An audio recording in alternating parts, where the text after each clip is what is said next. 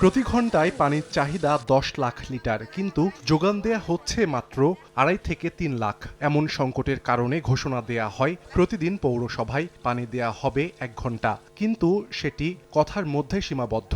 20 থেকে 25 মিনিট পরই বন্ধ হয়ে যায় সাপ্লাইয়ের পানি। এতে কেউ পাইতো, কেউ পায় না। অনেকেই খালি কলস আর গ্যালন নিয়ে ফিরে যান বাড়ি।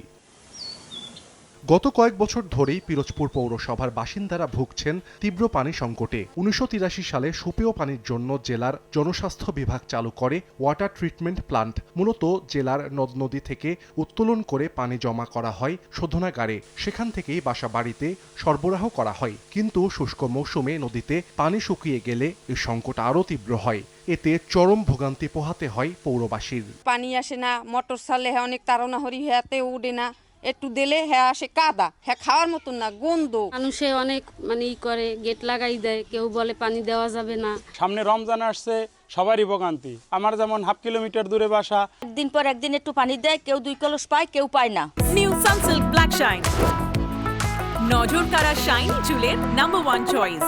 পানি সংকটের বোঝা কতদিন মাথায় নিয়ে দিন পার করবেন পৌরসভার বাসিন্দারা? এমন প্রশ্নের জবাবে সংশ্লিষ্টরা বলছেন, সমস্যা সমাধানে দ্রুত নেওয়া হবে কার্যকরী পদক্ষেপ। নতুন treatment plant, solid waste management plus faecal sludge management, এই 3টা উপরে অর্থায়ন করবে ফ্রান্স সরকার। এটা আমরা অচিরেই এই প্রকল্পটা পেতে যাচ্ছি। এই ট্রিটমেন্ট প্ল্যানটা যদি হবে ইনশাল্লাহ, তাহলে হয়তো দেখা যাবে যে পৌরসভার মানে অন্তত 80-90% লোকে পানি ঠিকমতো পাবে। পিরোজপুর পৌরসভায় বসবাস 2 লক্ষাধিক মানুষের। সময় সংবাদ, পিরোজপুর।